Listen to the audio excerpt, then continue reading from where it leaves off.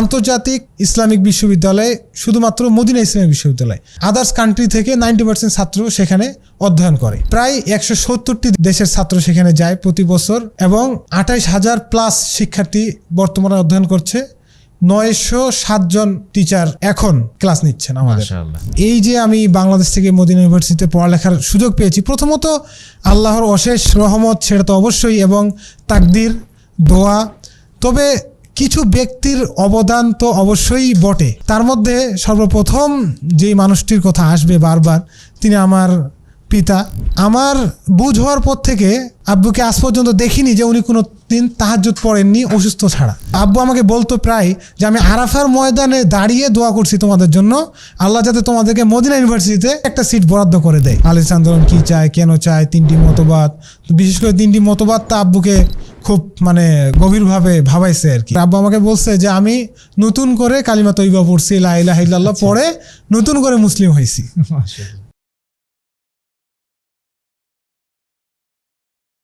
আসসালামু আলাইকুম ওয়া রাহমাতুল্লাহি ওয়া বারাকাতুহু। নাহমাদুহু ওয়া নুসাল্লি আলা রাসূলিহিল কারীম, আম্মা বাদ। দর্শক মণ্ডলী, আমরা বাংলাদেশের শিক্ষা ব্যবস্থা দেখেছি বাংলাদেশের আবাসিক প্রতিষ্ঠানগুলোর আবাসিক ব্যবস্থাপনা। সে সঙ্গে দেখেছি বাংলাদেশে ক্লাসরুমগুলোতে কীরকমভাবে পাঠদান দেওয়া হয়। কখনো কি প্রশ্ন জেগেছে, নবীর দেশ যেখানে মদিনা ইসলামী বিশ্ববিদ্যালয় অবস্থিত, সেইখানে পাঠদান দেওয়া হয় কিভাবে, পড়াশোনা করানো হয় কিভাবে, শিক্ষার্থীদেরকে শিক্ষক মণ্ডলী দার্স দেওয়ার ক্ষেত্রে কতটা আন্তরিক থাকেন, পরিবেশ কেমন, এবং একে অপরের সঙ্গে পড়াশোনা কেন্দ্রিক কেমন প্রতিযোগিতা চলে, এই সমস্ত কিছু আজকে আমরা জানার চেষ্টা করব মদিনা ইসলামী বিশ্ববিদ্যালয়ের একজন শিক্ষার্থীর কাছ থেকে। আমাদের সঙ্গে আজকে আছেন রায়হান উদ্দিন, যিনি ছিলেন আল মারকাজুল ইসলামী আস-সালাফির প্রাক্তন শিক্ষার্থী। আমরা আমাদের আজকের এই পর্বে তাকে স্বাগত জানাচ্ছি। আসসালামু আলাইকুম ওয়া রাহমাতুল্লাহি ওয়া বারাকাতুহু। ওয়ালাইকুম আসসালাম ওয়া রাহমাতুল্লাহি ওয়া বারাকাতুহু। রায়হানকে আমরা অসংখ্য ধন্যবাদ জানাচ্ছি যে আমাদের প্রোগ্রামে আজকে সময় দেওয়ার জন্য, এবং আশা করি সব কিছু মিলিয়ে ভালোই আছেন ইনশাআল্লাহ। আলহামদুলিল্লাহ, আল্লাহর অশেষ রহমতে ভালো আছি। আপনারা সবাই কেমন আছেন? জি আলহামদুলিল্লাহ ভালো আছি। আমরা তোমার কাছ থেকে আজকে সরাসরি মদিনা ইসলামী বিশ্ববিদ্যালয়ের অনেকগুলো বিষয় জানার চেষ্টা করব ইনশাআল্লাহ। আলহামদুলিল্লাহ, আমি অসংখ্য ধন্যবাদ জানাই হাদিস ফাউন্ডেশন শিক্ষা বোর্ডের সৌজন্যে আয়োজিত আজকের শিক্ষা সংলাপে আমাকে স্বাগত জানানোর জন্য অসংখ্য ধন্যবাদ। জি জাযাকাল্লাহু খায়রান। আমরা শুরু করবো ইনশাআল্লাহ। প্রিয় দর্শক, আপনারা দেখবেন এবং অন্য ভাইকে দেখানোর উদ্দেশ্যে অধিকারে শেয়ার করবেন এবং জানাবেন আপনি কোন স্থান থেকে দেখছেন। আর যদি আপনার মদিনা কেন্দ্রিক অথবা মদিনা বিশ্ববিদ্যালয় কেন্দ্রিক পড়াশোনা করার কোনো স্বপ্ন থেকে থাকে, অবশ্যই মন্তব্য অপশানে জানাবেন। সে সঙ্গে যদি আপনি মদিনা ইসলামী বিশ্ববিদ্যালয়ের শিক্ষার্থী হয়ে থাকেন, অবশ্যই সেটা কমেন্টে জানাবেন ইনশাল্লাহ। এই কেন্দ্রিক কোনো তথ্য কিংবা আপনার মনের কোনো কামনা বাসনা থাকলে অবশ্যই কমেন্টে জানিয়ে দেবেন। চলুন আমরা শুরু করি আমাদের আজকের পর্বটি। আমরা প্রথমেই রায়হানের পরিচয় জানতে চাইব। আমি হাফেজ মোহাম্মদ রায়হান উদ্দিন কবির, পিতা হুমায়ুন কবির। আমার জন্মস্থান দিনাজপুর জেলার বিরল থানায়, গ্রাম ধর্মপুর, পোস্ট কালিয়াগঞ্জ, 8 নম্বর ইউনিয়ন। আচ্ছা, মাশাআল্লাহ। তাহলে তোমার জন্মস্থান হচ্ছে দিনাজপুরে বিরল থানায়, এবং সেখানেই বড় হওয়া? জি, সেখানে বড় হওয়া বলতে শৈশবকাল সেখানেই অতিবাহিত হয়েছে। আচ্ছা আচ্ছা, মাশাআল্লাহ। পিতা কি করেন? পিতা বিজনেসম্যান। জি, মাশাআল্লাহ। মদিনায় যাওয়া কতদিন হলো? মদিনায় গিয়েছি 25শে আগস্ট, ফ্লাইট ছিল 2024 সালের 25শে আগস্ট। 25শে আগস্ট, তাই না? প্রায় এক বছর হতে যাচ্ছে আর কি। জি জি, আগস্ট মাস শুরু হলো, সামনে 1 বছর পূর্ণ হবে ইনশাআল্লাহ। সেখানে পড়াশোনা হচ্ছে কোন বিভাগে? আমি এখন কুল্লিয়াতুল মাহাদ তালিমুল লুগাল আরাবিয়া, অর্থাৎ মদিনা ইসলামী বিশ্ববিদ্যালয়ের ভাষা যেই বিভাগ রয়েছে, ভাষা কোর্স, সেই বিভাগে অধ্যয়ন করছি। আচ্ছা, ভাষা বিভাগে অধ্যয়নরত আছো। জি হ্যাঁ, এখন তো মদিনা বিশ্ববিদ্যালয়ে পড়াশোনা হচ্ছে আলহামদুলিল্লাহ। আমরা জানতে চাইবো যে মদিনা বিশ্ববিদ্যালয়ে পড়াশোনা করার আগে একদম ছোটবেলায় পড়াশোনা শুরু হয়েছিল কোথায়? জি আলহামদুলিল্লাহ, আসলে আমরা অধিকাংশ মানুষই প্রাথমিক যেই পড়ালেখাটা সেটা তো মূলত পরিবার থেকেই শুরু হয়। তো আমিও তার ব্যতিক্রম নই। আমার একদমই শৈশবকালের কথা যদি বা স্মৃতিচারণ যদি করি তাহলে বিশেষ করে মায়ের কথাটাই আগে আসবে। অনেক ছোটতে আমরা 2 ভাই, 3 বছর ছোট বড় আর কি। আমি রায়হান, আমার ছোট ভাই রেজওয়ান। তো ছোট থাকতে এতটুকু মনে পড়ে এখনও, রাত্রে যখন শুইতাম তো আম্মু মাঝখানে, আমাদের এক ভাইকে এই পাশে আরেক ভাইকে ওই পাশে, ডান বামে রেখে তো দেখা যেত যে বিশেষ করে ঘুমানোর দোয়া, সূরা ফাতিহা, তারপরে আপনার নাস, ফালাক, ইখলাস, এগুলা আরও বিভিন্ন দোয়া, খাবারের কিভাবে, এইসব কিছু আম্মু মানে শোয়ার সময়টাতে শিখাতেন আর কি। আচ্ছা, এটা তার দৈনন্দিন একটা মানে রুটিনের মধ্যে হয়ে গেছিল। আমরা এইভাবেই শিখছি, বিশেষ করে অনেক দোয়া আমি এইভাবেই শিখছি। আর হাতে খড়ি যেটা মানে সরা থেকে শুরু করে আপনার ক্লাস 3-4 পর্যন্ত মায়ের কাছেই, মানে কোনো প্রাইভেট না, কোনো কিছু না, আম্মুই শিখিয়েছে। কোরআনের অনেকটা আম্মুর কাছ থেকেই শিখা, প্রায় মানে আলিফ বা থেকে শুরু করে সূচনাটা। আচ্ছা, আর প্রাতিষ্ঠানিক পড়াশোনাটা কোথা থেকে? প্রাতিষ্ঠানিক পড়াটা বিশেষ করে গ্রাম অঞ্চলে আমরা জানি যে, এখন অবশ্য শহরেও হয়ে গেছে, তবে অনেক আগে থেকে গ্রাম অঞ্চলে মক্তবটা চালু ছিল খুব ভালো। তো যার ফলে দেখা যেত যে সকাল বিকাল আমরা মক্তবে যেতাম। ফজর হলেই ফজরের নামাজ পড়েই দৌড় দিতাম মক্তবে, আবার 8টা-9টার দিকে এসে দেখা যাচ্ছে যে স্কুলে যেতাম। তো এইভাবে আমার মক্তবে আমপাড়া, নাজেরা, কায়দা, এগুলো সব প্রায় যখন আমি 3য় শ্রেণী 4র্থ শ্রেণীতে উঠছি তখন আমার নাজেরা কমপ্লিট হয়ে গেছে। মানে কি, মানে এক কথায় আমি সকালে যেতাম মক্তবে কোরআন পড়ার জন্য বা নাজেরা শেখার জন্য।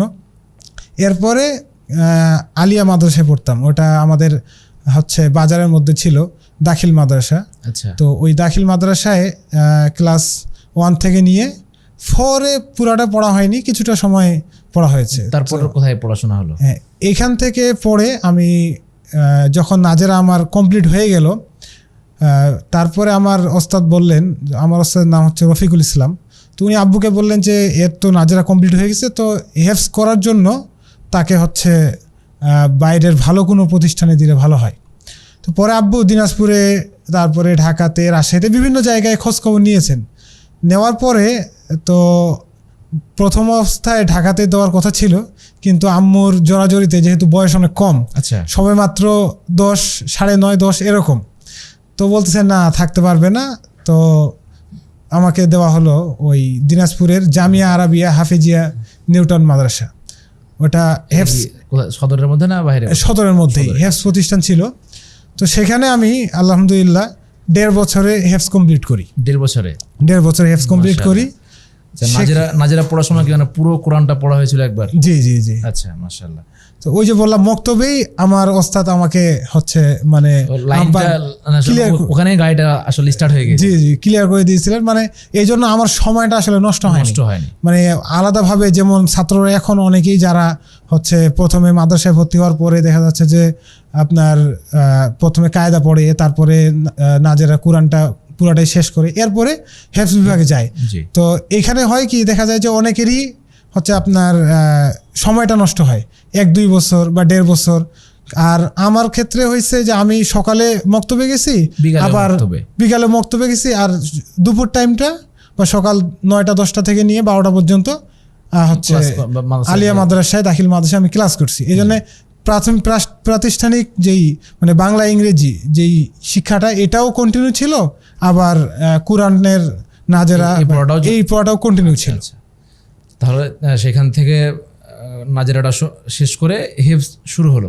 হেফজি ওখানে শেষ হয়েছিল? হেফজ আমার ওই যে জামিয়া আরাবিয়া হাফিজিয়া বললাম, ওই মাদ্রাসা থেকে হেফজ শেষ হয়েছে।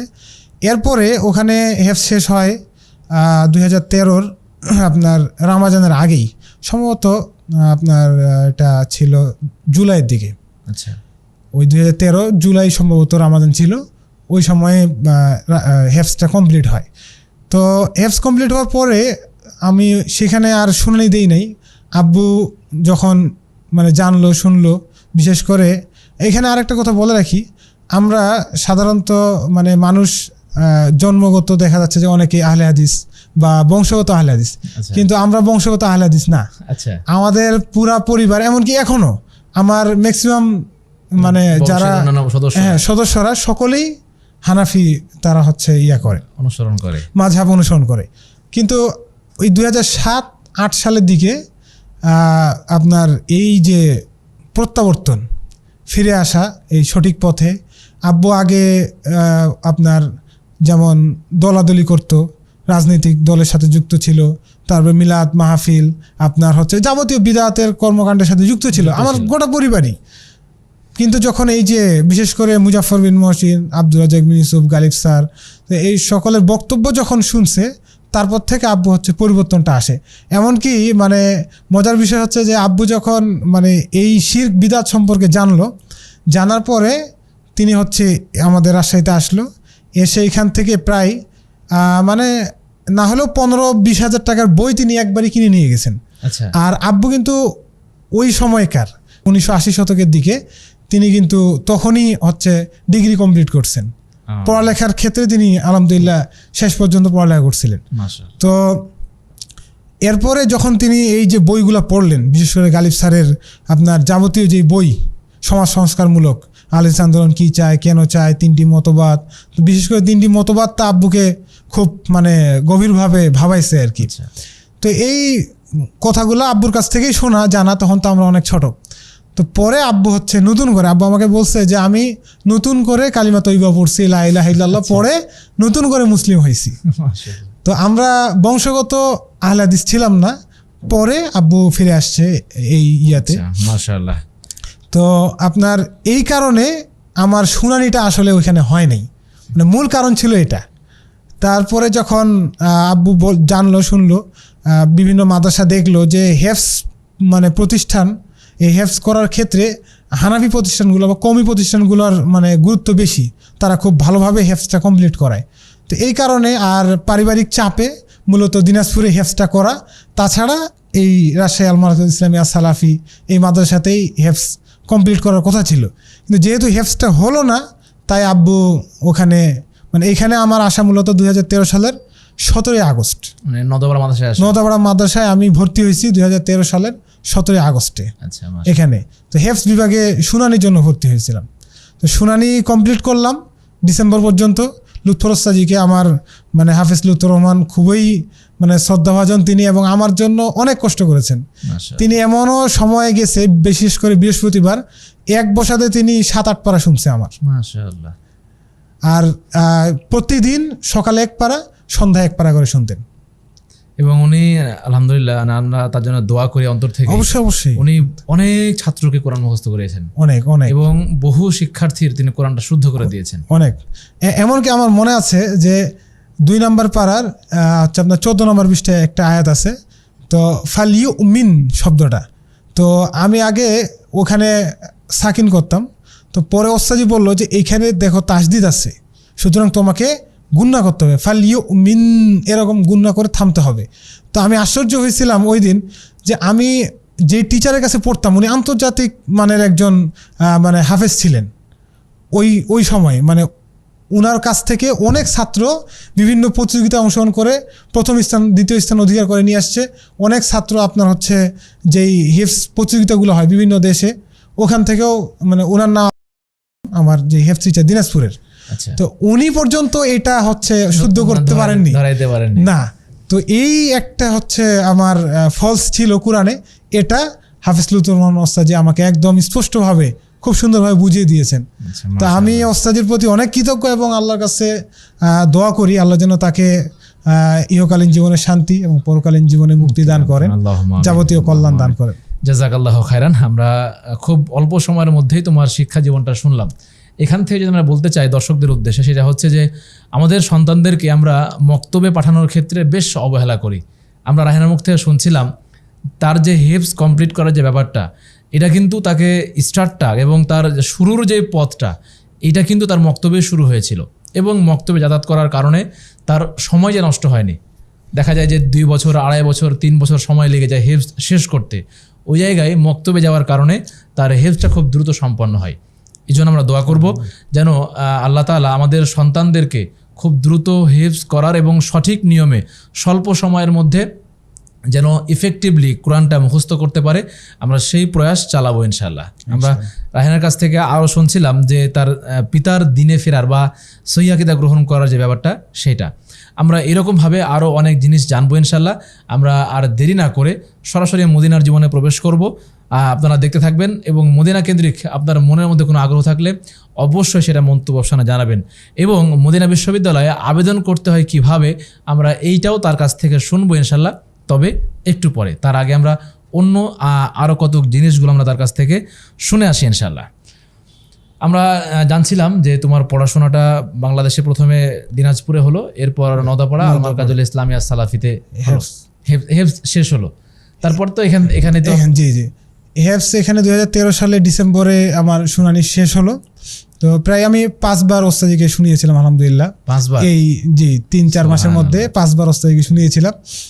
এবং এরপরে যখন 2014 সালের জানুয়ারি চলে আসলো, আমি ভর্তি পরীক্ষা দিলাম। ক্লাস 4 আর আমার পড়া হলো না, আমার জীবনে 4টা কমপ্লিট হয় নাই। আচ্ছা। ক্লাস 3 পরে যে 4-এ উঠছিলাম, ওখান থেকে হেফসে কামব্যাক করলাম। এরপরে আমি যখন এখানে ভর্তি হব, তখন ওস্তাজি আমাকে বলেছিলেন মূলত লুৎফরসে যে তুমি ক্লাস 5-এ ভর্তি হয়ে যাও, তাহলে তোমার আরও 1 বছর সময়টা কম লেগে যাবে। তো আমি তখন ক্লাস 5-এর জন্য ভর্তি পরীক্ষা দিই। যেহেতু আমি আগে থেকেই ক্লাস 4 বা 3 পর্যন্ত পড়া ছিলাম, তাই আমার বাংলা ইংরেজিতে আল্লাহর রহমতে কোনো প্রবলেম ছিল না। তো এটা দর্শকদেরকে একটু জানায় রাখি যে বাচ্চাদের হাতে খড়িটা যেন কোরআন হিফজ করার আগেই দিয়ে দেয়। কারণ অনেকেই দেখা যায় যে কোরআন মানে এই করছে, আবার বাংলা পড়া হচ্ছে, এগুলো করতেছে না। দেখা যাচ্ছে যে ছোট বয়সে অনেকের ভুল ধারণা যে ছোট বয়সে যত ছোটতে হেফজে দিব তত সে দ্রুত মুখস্থ করবে।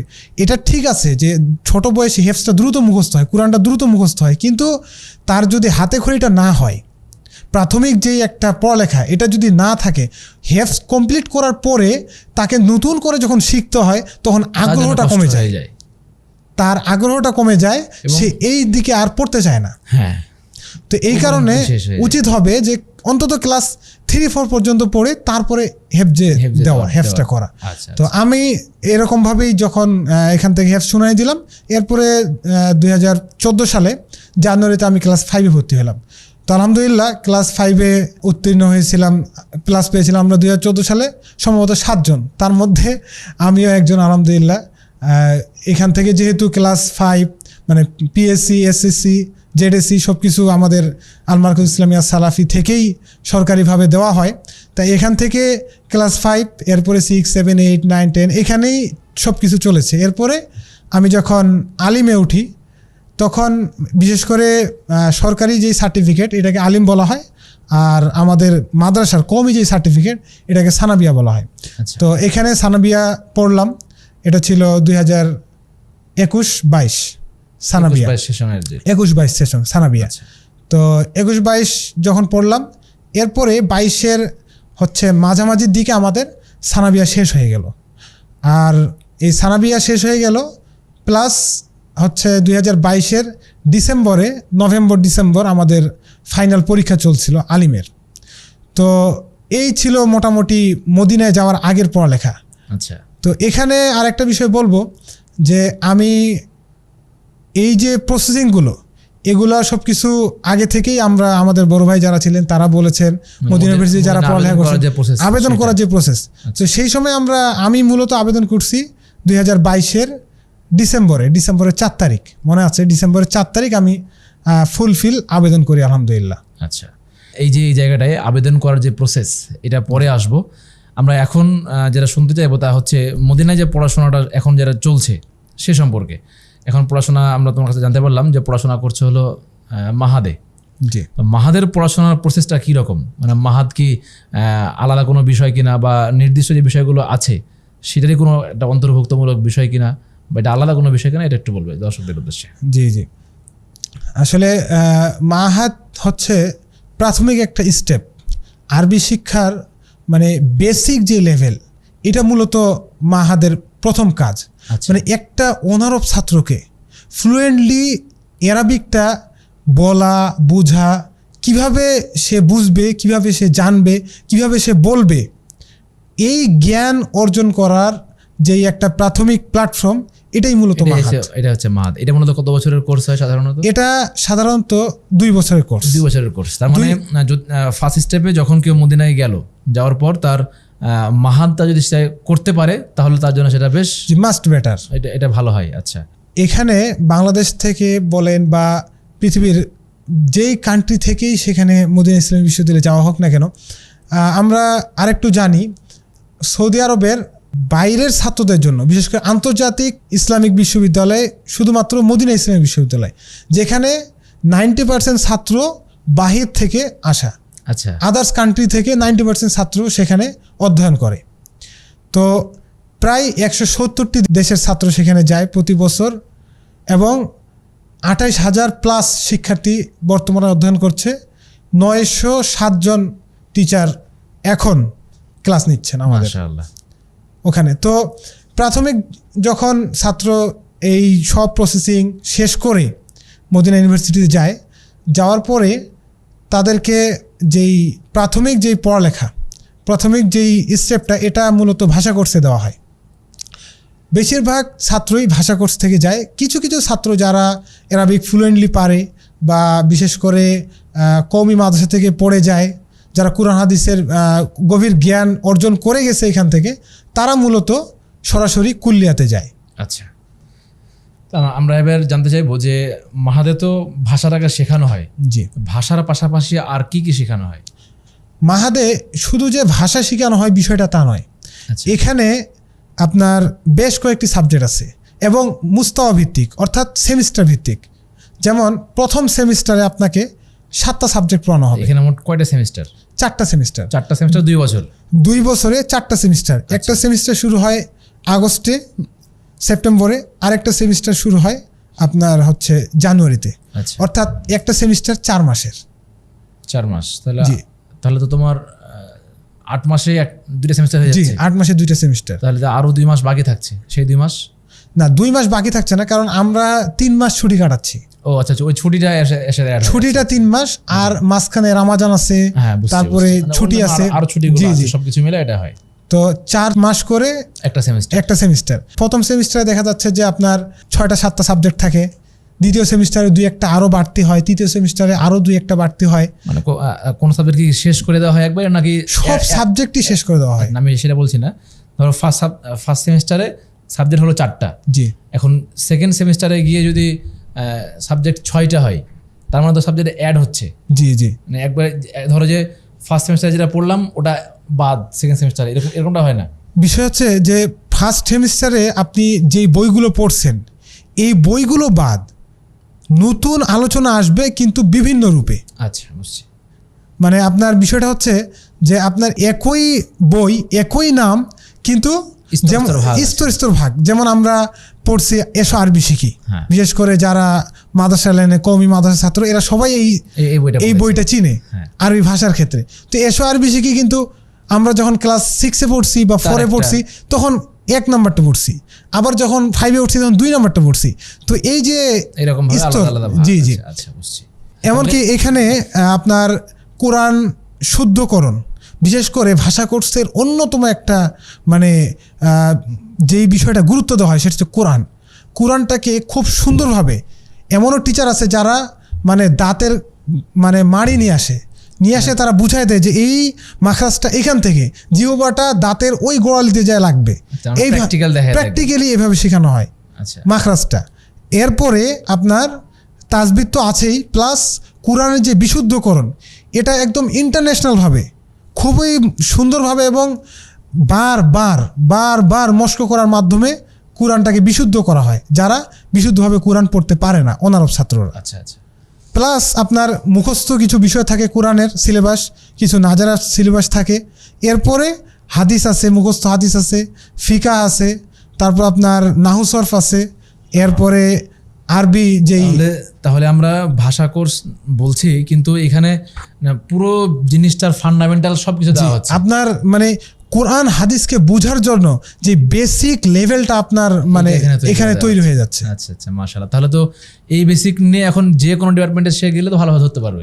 অবশ্যই। এই কারণেই মূলত তারা অনারব ছাত্রদের জন্য এই ভাষা কোর্সে কুল্লিয়াতুল মাআহাদ যেই ভাষা কোর্সের যেই ডিপার্টমেন্ট, এই ডিপার্টমেন্টটা রাখা শুধুমাত্র অনারব ছাত্রদের জন্য। এখানে কিন্তু আরব ছাত্ররা চান্স পায় না। এখানে আরেকটা বিষয় পরিষ্কার হয়, আমি যখন আবেদন করে সেখানে গেলাম, তাই না, আমি ভর্তি হচ্ছি, আমি নির্দিষ্ট একটা বিভাগে ভর্তি হলাম, জি সাপোজ আমি ভর্তি হলাম দাওয়া ডিপার্টমেন্টে। জি এখন আমাকে কি ওই এই মাহাত যেটা আছে জি এটাকে কি সেইটার অধীনে করতে হবে, নাকি এইটা শেষ করার পরে আবার আমাকে যে কোনো বিষয়ে বা যে কোনো ডিপার্টমেন্টে যেতে হবে? না, ধরেন আপনি এখান থেকে গেলেন, যাওয়ার পরে আপনাকে কুল্লিয়াতুল হাদিস বা কোরআন বা যে কোনো একটা ডিপার্টমেন্টে আপনি ভর্তি হলেন।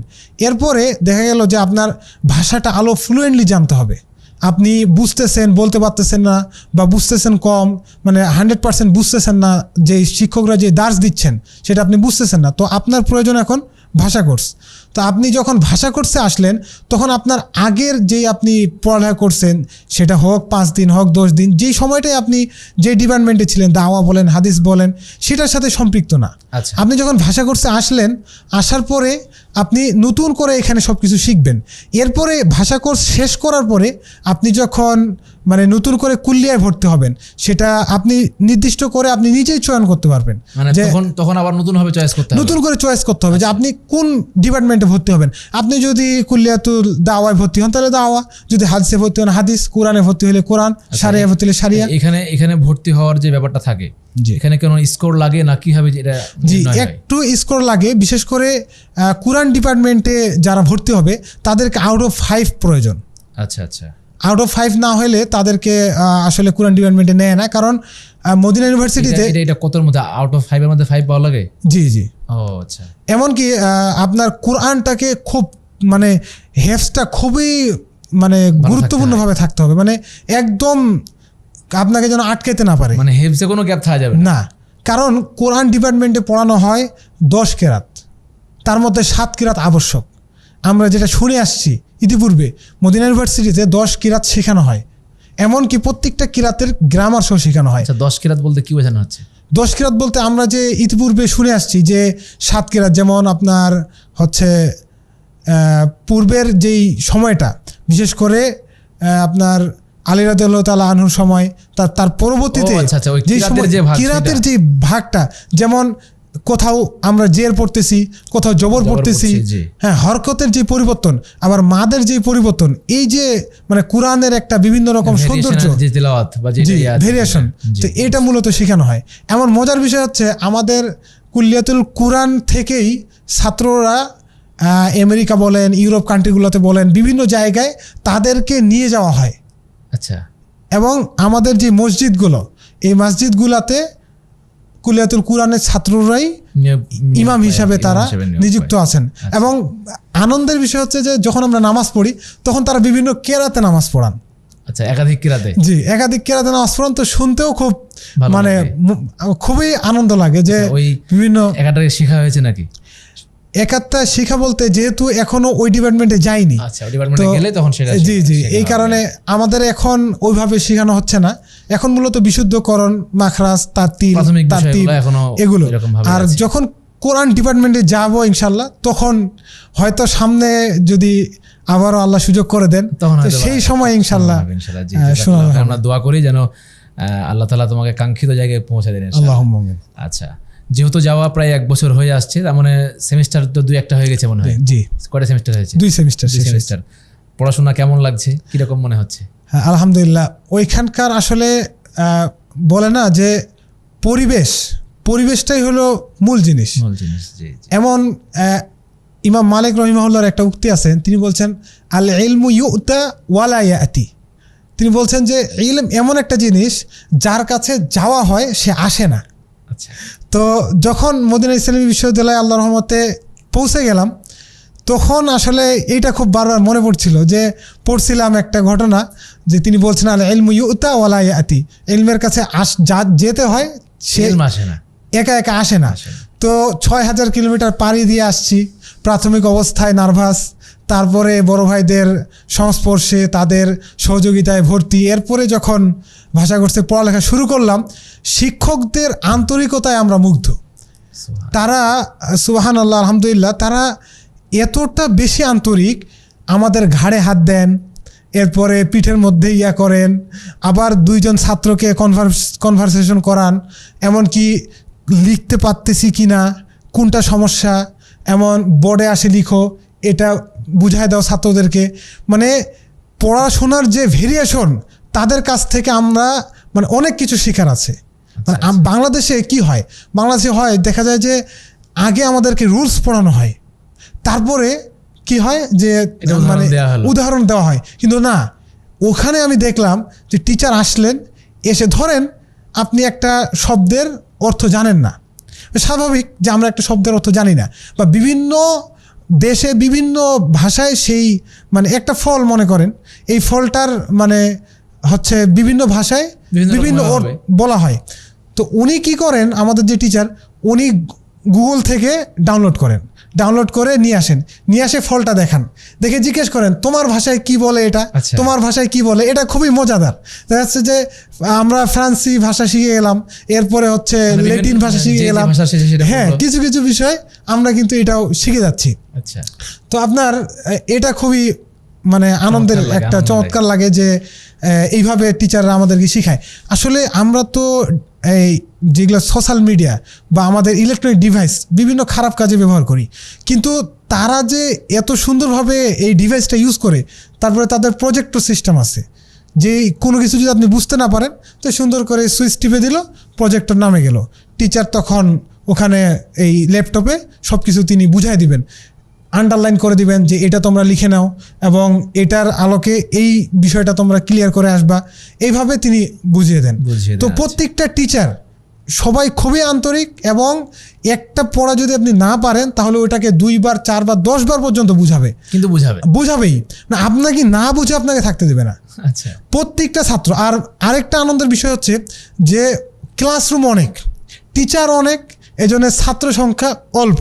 একটা ক্লাসরুমে 15 জন, 20 জন, 25 জন ছাত্র, প্রত্যেকটা ছাত্রকেই টিচার ধরেন এবং প্রত্যেকটা ছাত্রের কাছ থেকে শিখিয়ে নেন। একটা প্রশ্ন আছে, সেটা হচ্ছে যে আমাদের যেমন বাংলাদেশে একটা ক্লাসে 8টা যদি সাবজেক্ট থাকে, তাহলে 8টা সাবজেক্টে আধা ঘন্টা করে ক্লাস হবে, এবং ছাত্ররা এক ক্লাসরুমে বসে থাকবে এবং স্যাররা আসবেন, পড়াবেন, চলে যাবেন। এটা একটা ধারা। আর একটা ধারা হচ্ছে যে শিক্ষক এক জায়গায় বসে থাকবেন, ছাত্ররা বিভিন্ন ক্লাস, ছাত্ররা আসবে, পড়বে, চলে যাবে। ওইখানে কোনটা ফলো করা হয়? এখানে আমাদের যেই ভাষা কোর্সে এক রুমেই ছাত্ররা থাকবেন, টিচাররা আসে, তাদের মতো করে তারা সুন্দরভাবে পড়াবেন। কিন্তু যারা আপনার কুল্লিয়ায় পড়ে, যেমন আপনার হচ্ছে কুল্লিয়াতুল হাদিস বলেন, কোরআন বলেন, শারিয়া বলেন, যে কোনো কুল্লিয়ায় যারা পড়ে, এই বিভাগগুলোতে আপনার ছাত্ররা হচ্ছে নিজে থেকেই চয়ন করতে পারবে যে আমি এই ক্লাসটা অমুক টিচারের কাছে নিব। মানে ওয়েবসাইটে টিচারের নাম চলে আসবে, আপনি কোন টিচারে, যেমন ওখানে তো অনেক রুম, এমনকি অনেক টিচার, এখন একটা বিষয়ের উপরে অনেকগুলো টিচার আছে। আচ্ছা, তার মানে একটা বিষয়ের উপরে একাধিক জায়গায় ক্লাস হয়, আচ্ছা, এবং একাধিক টিচার আছে। আপনি কোন টিচারের কাছে পড়বেন এটা আপনি সিলেক্ট করতে পারবেন, আর আপনি যদি সিলেক্ট না করেন তাহলে তারাই হচ্ছে অটোমেটিক্যালি সিলেক্ট করে দিবে। আচ্ছা, তো এটার ক্ষেত্রে হয় কি যে সকাল 8টা থেকে আমাদের ক্লাস শুরু হয়, চলতে থাকে একদম সন্ধ্যা 7টা পর্যন্ত। তো প্রতিদিন 4 ঘন্টা, 5 ঘন্টা, 6 ঘন্টা এরকম ক্লাস হয়। তো আপনি দেখা যাচ্ছে সকাল 8টা থেকে যদি মানে টানা ক্লাস করেন তাহলে 1টা পর্যন্ত ক্লাস করতে হচ্ছে বা 12টা পর্যন্ত ক্লাস করতে হচ্ছে। আবার যদি আপনি ব্রেক দেন, আপনি মনে করেন যে অমুক টিচারের কাছে আমি পড়বো, উনার ক্লাসটা আবার সন্ধ্যায় আছে, তাহলে সকালে আপনি হচ্ছে 2টা ক্লাস করলেন, সন্ধ্যায় 2টা ক্লাস করলেন। তো আমাদের কোনো প্রবলেম হয় না। কেন? কারণ আমরা আবাসিকের মধ্যে থাকি। আচ্ছা, আমাদের জানে রাখা ভালো যে মদিনা ভার্সিটিতে আবাসিক ভবন আছে 25টা। আচ্ছা, তো 25টা ভবনের মধ্যে সবগুলোই মোটামুটি কাছাকাছি। তো একাডেমিক ভবন এবং আবাসিক ভবন তো আলাদা। হ্যাঁ, একাডেমিক ভবন আলাদা, আবাসিক ভবন আলাদা, কিন্তু কাছাকাছি, এক ক্যাম্পাসের মধ্যে, এক বাউন্ডারির মধ্যে। তো দেখা যাচ্ছে যে এইটাতে সমস্যা হয় না। যে আমরা বাংলাদেশে যেটা মানে ফেস করি, যে প্রবলেমটা আমাদের ক্রিয়েট হয়, যে বাসা থেকে ভার্সিটিতে গেলাম, থাকবো সারাদিন, হ্যাঁ, আবার ক্লাস বিকালে, এটা হয় না। এমনও হয় দেখা যাচ্ছে যে কখনো টিচার তিনি আসলেন না, সাপোজ একজন টিচার অসুস্থ, উনি আগেই জানিয়ে দিলেন যে আমি এই ক্লাসটা নিব না আজকে। তখন আমরা করি কি, একটা ক্লাস করে দেখা যাচ্ছে যে আমরা ক্যান্টিনে গিয়ে চা কফি খাইলাম, একটু ফ্রেশ হয়ে চলে আসলাম। প্রত্যেকটা কুল্লিয়াতেই ক্যান্টিন আছে, আচ্ছা, খাবার দাবারের জন্য। আচ্ছা, মাশাআল্লাহ। তাহলে মোট কথায় আমরা যেটা বুঝতে পারলাম, একাডেমিক সাইডে পড়াশোনার ব্যাপক সুযোগ এবং একাধিক উস্তাদের কাছে পড়াশোনার সুযোগ। জি, আলহামদুলিল্লাহ। এবং এইখানে কোনো রেস্ট্রিকশন না, নাই। এমনকি আপনি চাইলে প্রত্যেকটা কুলিয়াতেই ক্লাস করতে পারবেন। আপনি যদি আমি পড়ি দাওয়াতে, আমি কি কোরআনে ক্লাস করতে পারবো? কোরআন ক্লাস করতে পারবেন। আপনি কোরআন ক্লাসটা আপনার যে কোরআন ক্লাস যে সিলেবাসটা আছে এটা কোরআন ডিপার্টমেন্টে যেই টিচার ক্লাস নেন উনাকে সিলেক্ট করতে হবে। আপনি যদি উনাকে সিলেক্ট করেন তাহলে উনি তো আপনার দাওয়ায় এসে পড়াবেন না, উনি পড়াবেন কোরআন ডিপার্টমেন্টে। তো আপনাকে তখন কোরআন ডিপার্টমেন্টে যে ক্লাস করতে হবে। আপনি যদি ফিকার ক্লাস করেন, ধরেন ফিকা, আপনি তখন সারিয়ায় এসে ক্লাস করতে পারবেন। আচ্ছা আচ্ছা, মাশাআল্লাহ, জাযাকাল্লাহু খাইরান। তাহলে আমরা মোটামুটি বুঝতে পারলাম যে জ্ঞান অর্জন করতে চাইলে এবং জ্ঞানের কাছে যেতে হলে ওখানে যেতে হবে, আলহামদুলিল্লাহ, এবং ওখানে গিয়ে নিজের ইচ্ছাকে কাজে লাগিয়ে পুরোটা নেওয়ার চেষ্টা করতে হবে। আর ওখানকার পরিবেশটা এমন যে আপনি বসে থাকতে ভালো লাগবে না, আপনাকে হচ্ছে আড্ডা দিতে ভালো লাগবে না, পড়তেই ভালো লাগবে। কারণ আপনি মসজিদে যাবেন, দেখবেন আমাদের মসজিদগুলো কেমন, আমাদের মসজিদগুলো টানা 5 কাতার 6 কাতার, সামনে 2টা রেক আছে, ওখানে কোরআন রেখে দিয়েছে। কিন্তু না, সৌদিয়ান সব মসজিদেই 3 কাতার বা 4 কাতার পরে দেখা যাচ্ছে একটা লাইন রেখে দিয়েছে, মাঝখানে ফাঁকা, ওইখানে বক্স আকারে কোরআন আছে, হাদিসের কিতাব আছে, বিভিন্ন কিতাব আছে। তারপরে আবার 3-4 কাতার আবার এরকম বক্স আকারে সব রেখে দিয়েছে তারা। এমনকি তারা হচ্ছে শুধু ওই যে বক্স আকারে কোরআনগুলোই রাখে নাই সাজায়, তারা পাশাপাশি রেহালগুলোও রেখে দিয়েছে, বিভিন্ন আকারে রেহাল রাখছে। তারপর ওই যে আমাদের এখন টি টেবিল আমরা যেগুলো পাই ছোট, এই টেবিলগুলোও আছে। আপনার যেটা খুশি আপনি একটা টেনে নেন, নিয়ে আপনি পড়তে থাকেন। তো আমরা যখন মসজিদে যাই তখন দেখি যে মানে মসজিদ 24 ঘন্টা খোলা। আমাদের দেশে দেখা যায় যে অনেক সময় মসজিদ মানে বন্ধ থাকে, দেখা যাচ্ছে কেউ নামাজ পড়ার জন্য যাবে, সে কিন্তু মসজিদে হচ্ছে পাচ্ছে না, সুযোগ সুবিধা পাচ্ছে না। কিন্তু ওখানে 24 ঘন্টা মসজিদ খোলা, 24 ঘন্টা লাইব্রেরি খোলা, মানে অল টাইম আপনাকে সার্ভিস দিচ্ছে। তো এই কারণে আমাদের সুযোগ সুবিধা অনেক বেশি। মসজিদে গেলেই দেখা যাচ্ছে যে বিভিন্ন ছাত্র তারা বসে কোরআন পড়ছেন, হাদিস পড়ছেন, মুখস্থ করছেন, মুতুন পড়ছেন, বিভিন্ন মানে আঙ্গিকে পড়ালেখা করছে। আবার অনেকে সময় দেখা যায় পড়তে পড়তে মাথা ধরে গেছে, শুয়ে আছেন, শুয়ে একটু রেস্ট নিচ্ছেন। আবার অনেকে চা কফির হচ্ছে ফ্লাক্স নিয়ে যান, যখন ক্লান্ত হয়ে যাচ্ছে তখন খেয়ে দিয়ে আবার পড়ছেন। এমনও ছাত্র আছে যারা শুধু সালাত ক্লাস আর আপনার খাওয়া দাওয়া বাদে অল টাইম লাইব্রেরিতে থাকেন, মাশাআল্লাহ। রাতেও রুমে আসেন না, ওইখানেই ঘুমাচ্ছেন লাইব্রেরিতে। অনেক বড় লাইব্রেরি আছে আলহামদুলিল্লাহ, এমনকি লাইব্রেরিতে হাজার হাজার কিতাব, এবং মানে খুবই সুন্দর পরিবেশ, লাইটিং যেমন সুন্দর, এবং লাইব্রেরিতে চা কফি নাস্তা সব কিছুর ব্যবস্থা আছে। আপনি বসবেন সুন্দরভাবে, কোনটা প্রয়োজন আপনাকে সরবরাহ করা হবে। আচ্ছা আচ্ছা, শুধুমাত্র জ্ঞান অর্জনের জন্য।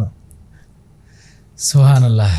এখানে একটা বিষয় বলতে হয় যে মানে সেই দেশের সরকার জ্ঞান অর্জন করার কত রকম ব্যবস্থা করে রেখেছে আলহামদুলিল্লাহ। আর আমাদের দেশে দেখা যায় যে শিক্ষা খাতে আমরা বাজেট কম পাই। যাই হোক, আমরা সেই দিকটা না যাই, আমরা আজকে ভালো ভালো জিনিসগুলো আলোচনা করি ইনশাআল্লাহ। প্রিয় দর্শক, আপনারা দেখছেন, আশা করি আজকের প্রোগ্রামটা আপনারা বেশ উপভোগ করছেন এবং শেষ পর্যন্ত আমাদের সঙ্গে থাকবেন ইনশাআল্লাহ। আমরা এবার জানতে চাইবো রায়হানের কাছে যে সেখানকার আবাসিকগুলো কীরকম। দেখা যায় যে বাংলাদেশের বিশ্ববিদ্যালয়গুলোর যে হল, এখন অবশ্য অনেকগুলা নতুন নতুন হল তৈরি হচ্ছে এবং অনেক ভালো ভালো পরিবেশ হচ্ছে, এরপরেও দেখা যায় যে হলগুলোর অবস্থা একদম জরাজীর্ণ থাকে এবং সেখানকার পরিবেশটা আসলে লাইব্রেরি ছাড়া রুমে যে পড়াশোনা করবে এরকম পরিবেশ তারা পায় না। এবং মানে বাংলাদেশের আবাসিক যে হলগুলো আছে সেগুলোতে গণরুমের যে ব্যবহার আছে, এরপরে এক জায়গায় গাদাগাদি করে থাকার যে ব্যাপারগুলো আছে, তো এই জায়গাটা থেকে ওই জায়গার আবাসিক হলগুলো কেমন মনে হচ্ছে? আলহামদুলিল্লাহ, আসলে বাংলাদেশের আবাসিক হলের সাথে ওগুলোর তুলনাই হয় না, তুলনা করাটাও হচ্ছে বোকামি। তো আলহামদুলিল্লাহ ওখানকার আবাসিক যদি বলি তাহলে আপনার একটা রুমে দেখা যাচ্ছে 2 জন 3 জন 4 জন এরকম ছাত্র থাকে। আচ্ছা, একটা রুম কত বড়? রুমগুলোর প্রশস্ততা অনুযায়ী ছাত্ররা থাকে। তো আলহামদুলিল্লাহ ওখানে একটা রুমে একটা ছাত্রের জন্য যা প্রয়োজন তারা তার থেকে বেশি দিয়ে রাখছে। আচ্ছা, যেমন প্রত্যেকটা রুমেই আপনার যদি ধরেন 2 জন 3 জন যাই থাকুক না কেন, যদি 2 জনের রুম হয় তাহলে দেখা যাচ্ছে যে তাদের মাঝখানে আপনার যেই যাতায়াতের জন্য একটা যে জায়গা, সেই জায়গা রেখে এক সাইডে 2 রুম আর পাশে হচ্ছে যাতায়াতের জায়গা। আচ্ছা, আর যদি 4 রুমের বা 3 রুমের হয় তাহলে মাঝখানে যাতায়াতের জায়গা, এই পাশে দুইজন, এই পাশে ওই পাশে দুইজন, বা এই পাশে দুইজন, ওই পাশে একজন, এইভাবে করা আছে। আর ফেসিলিটিস যেগুলো মানে তারা দিয়ে রাখছে আমাদেরকে, বক্স খাট, এরপরে আলমারি, এরপরে ওয়ার্ড্রোব, এরপর আপনার টেবিল, চেয়ার, প্লাস আপনার মানে রেক, যা কিছু প্রয়োজন। আচ্ছা, কাপড় ধোয়াটা কি হয়? কাপড় ধোয়াটা আসলে ওখানে সাধারণত ওয়াশিং মেশিনেই ছাত্ররা কাপড় ধোয়, ওয়াশিং মেশিনে মানে কেউ হাতে কাপড় ধোয় না, ওখানে ওয়াশিং মেশিনটাই সচরাচর। তবে ওয়াশিং মেশিনটা সেখান থেকে কিনে নিতে হয়। মানে দেখা যাচ্ছে যে বাঙালি যারা আমরা আছি, তো আমাদের তো এক ফ্লোরে 5-7 জন তো থাকেই সাধারণত। তো দেখা যাচ্ছে যে 7 জন মিলে একটা কিনে নিলাম, 700 রিয়াল। ওখানে ইলেকট্রনিক ডিভাইসের দাম কম, ইলেকট্রনিক যে জিনিসগুলো এগুলো দাম কম। বাংলাদেশে যে 50-60 হাজার টাকা হয় ওয়াশিং মেশিনের, ওখানে 25,000 টাকা 30,000 টাকার মধ্যে ভালো ওয়াশিং মেশিন। তো একটা কিনে নিলাম, নিয়ে ধরেন যে যে যার মতো করে ব্যবহার করে আলহামদুলিল্লাহ কোনো সমস্যা হয় না। আবার অনেকে ওয়াশিং মেশিন ইউজ করে না, ভার্সিটির পাশেই আপনার লন্ড্রি দোকান আছে, ওখানে গিয়ে দিয়ে দিলেই আপনার ধুয়ে লন্ড্রি করে দিবে মাত্র 3 রিয়াল। আর রুমে আপনার মানে যেটা ঠান্ডা বা আপনার যাবতীয় যেই মানে ওখানকার আবহাওয়া তো অনেক গরম, হ্যাঁ রুর আবহাওয়া আমরা জানি, অনেক গরম। তো এই কারণে প্রত্যেকটা রুমেই পর্যাপ্ত পরিমাণে এসির ব্যবস্থা আছে আলহামদুলিল্লাহ, ছাত্রদের কোনো সমস্যা হয় না। এবং আপনার রুমে যদি একটা লাইট নষ্ট হয় বা যে কোনো একটা কিছু যদি না থাকে, জাস্ট ওয়েবসাইটে ঢুকে তাওয়াসুল নামের একটা আছে আপনার, আমাদের ওয়েবসাইটে সব কিছু, হাতে নাতে কিচ্ছু করা লাগে না, আপনার অফিসেও যাওয়া লাগবে না, কিচ্ছু করতে হবে না। আপনি ঢুকবেন, আপনি ওখানে ঢুকে ওখানে হচ্ছে বলবেন, লিখবেন যে আমার এই জিনিসটা নষ্ট হয়ে গেছে, এটার প্রয়োজন। 1-2 দিন বা কিছু ঘন্টার মধ্যেই দেখবেন যে আপনার সমাধান হয়ে গেছে। সুবহানাল্লাহ। প্রিয় দর্শক, একবার কল্পনা করে দেখেন আপনি এরকম একটা পরিবেশের মধ্যে আছেন যেখানে আপনার খাবার দাবারের কোনো চিন্তা নেই, আপনি যে রুমে আছেন সেই রুমটা পুরোপুরি পরিপাটি এবং আপনার কাপড় ধোয়ার ঝামেলা নেই। তার মানে এরকম পরিবেশ থাকলে আপনার কি পড়তে ইচ্ছে করবে না? আপনার কি মন চাইবে না যে আমি একটা সুন্দর একটা বই খুলে একবার খুলে দেখি? অবশ্যই কিন্তু মন চাইবে। আর একবার হলেও মদিনায় যাওয়া প্রয়োজন। হ্যাঁ, আমরা শুনবো। আরও একটু বিষয় বলি যে একই রুমে যে আমরা 2-3 জন 4 জন থাকি, তার মানে এটা না যে আমাদের একজনের সাথে আরেকজনের রেষারেষি বা হচ্ছে ঝামেলা হয় না। সবাই খুবই আন্তরিক। এক রুমে বিভিন্ন দেশের ছাত্র আছি, যেমন আমার রুমে ইন্ডিয়ান ভাই আছে একজন, কম্বোডিয়ান আছে একজন। তো তারা খুবই আন্তরিক। আমি তার কোনো মানে ডিস্টার্ব করবো না, সে আমাকে কোনো ডিস্টার্ব করবে না। কিছু রুলস আছে, 11টার পরে লাইট জ্বালানো যাবে না, জোরে কথা বলা যাবে না, বন্ধু বান্ধবের সাথে আড্ডা দেওয়া যাবে না, এগুলো রুলস তৈরি করা আছে ভার্সিটি থেকে। তো সবাই আলহামদুলিল্লাহ রুলস ফলো করে। এবং কথা বলার জন্য আমাদের ওয়াইফাই সিস্টেম করাই আছে প্রত্যেকটা রুম, প্রতিটা ফ্লোর। এবং কেউ যেন রুমে কথা না বলে এই জন্য বাইরে আপনার বসার ব্যবস্থা করে দেওয়া আছে। আচ্ছা, যাতে করে ছাত্ররা অন্য ভাইয়ের ডিস্টার্ব না হয়। বাইরে গিয়ে তারা পরিবারের সাথে সৌজন্য কথা বলবে, বিভিন্নভাবে কোনো প্রয়োজন হলে বাইরে গিয়ে তারা হচ্ছে কথাবার্তা বা মিটিং করবে। শুধুমাত্র রুমের আপনার হচ্ছে সমাজতা বা রুমের সৌন্দর্য বজায় রাখার ক্ষেত্রে এই সুন্দর সিস্টেমটা তারা করে রাখছে আলহামদুলিল্লাহ। মাশাআল্লাহ, জাযাকাল্লাহু খাইরান। পরিবেশ এবং তোমার কথাবার্তাগুলো শুনে মনে হচ্ছে যে আল্লাহ তাআলা যদি সেখানে আমাদের সবাইকে একবার করে যাওয়ার সুযোগ দিতেন তাহলে খুব ভালো হতো আলহামদুলিল্লাহ। আচ্ছা, এবার আমরা আরও একটা বিষয় নিয়ে জানতে চাইবো, সেটা হচ্ছে যে আমরা বাংলাদেশের হলগুলোতে আমরা দেখি যে খাবার দাবারের যে ব্যাপারটা থাকে, সেখানে পাতলা ডাউল থাকে এবং প্রত্যেকটা তরকারি মনে হয় যেন আমার দিকে তাকিয়ে আছে, তারা সবাই চোখ দেখাচ্ছে আমার দিকে এবং অত্যন্ত ক্ষুধা না থাকলেও খাবার খেতে ইচ্ছে করবে না। খাবারের পরিবেশ কেমন? খাবারের পরিবেশ আলহামদুলিল্লাহ আমাদের মদিনা ভার্সিটিতে 4টা ক্যান্টিন আছে। আচ্ছা, তো 4টা ক্যান্টিন এক একটা প্রায় মানে আমার আইডিয়াতে যতটুকু মনে হচ্ছে 1 বিঘার উপরে হবে। আচ্ছা, এক একটা ক্যান্টিনের মানে প্রশস্ততা আর কি, হ্যাঁ দৈর্ঘ্য প্রস্থ এবং স্কোয়ার ফিট 2 সাইডে। তো একসাথে প্রায় 300-400 জন তো খাইতে পারবেই। আচ্ছা, এত একটা ক্যান্টিনের মধ্যে এরকম 4টা ক্যান্টিন আছে। তো সিস্টেম হচ্ছে আপনার কাছে যেই আইডি কার্ড আছে সে আইডি কার্ড নিয়ে যেতে হবে। আপনি ওই যখন ঢুকবেন, প্রবেশ করবেন ক্যান্টিনে, প্রবেশ করার সময় ওখানে স্ক্যানার মেশিন নিয়ে বসে আছেন এক ভাই, ওখানে স্ক্যান করতে হবে। আপনার নাম যদি শো করে তাহলে আপনি ভিতরে ঢুকতে পারবেন, নাহলে ঢুকতে পারবেন না। তো এইভাবে যখন আপনি ঢুকলেন, ঢুকার পরে সুন্দরভাবে আপনি সিরিয়ালে গেলেন। বুফ দেখছি না আমরা, বুফ যেমন মানে একটা একটা করে ট্রেতে সব নিচ্ছে, তো এইভাবে সাজানো আছে আচ্ছা প্রত্যেকটার সামনে একজন করে হচ্ছে দায়িত্বশীল ভাই তারা দাঁড়িয়ে আছেন।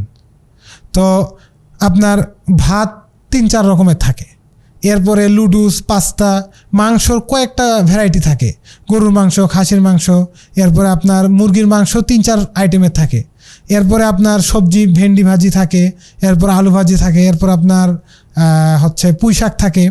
মানে এগুলো আমাদের জন্য হচ্ছে খাবার উপযোগী আর কি। এটা তো আপনার দেখা যায় যে বিভিন্ন দেশের মানুষ বিভিন্ন খাবার, হ্যাঁ, বিভিন্ন খাবার ওদের সবার জন্যই এই ব্যবস্থা। আচ্ছা, মানে প্রত্যেক দেশের কথা মাথায় রেখে তারা খাবারটা জি জি জি, এটা আলহামদুলিল্লাহ প্রত্যেক দেশের কথা মাথায় রেখে তারা এই খাবারগুলো, বিশেষ করে লুডুস, পাস্তা, আরও বেশ কয়েকটা খাবার আছে যেগুলোর নাম আমার এখন স্মরণ আসতেছে না। এগুলো বিশেষ করে চাইনিজরা বা হচ্ছে আপনার আরও যে ইউরোপ কান্ট্রি, ওয়েস্টার্ন দেশগুলো, এগুলো তারা মানে গ্রহণ করে আর কি।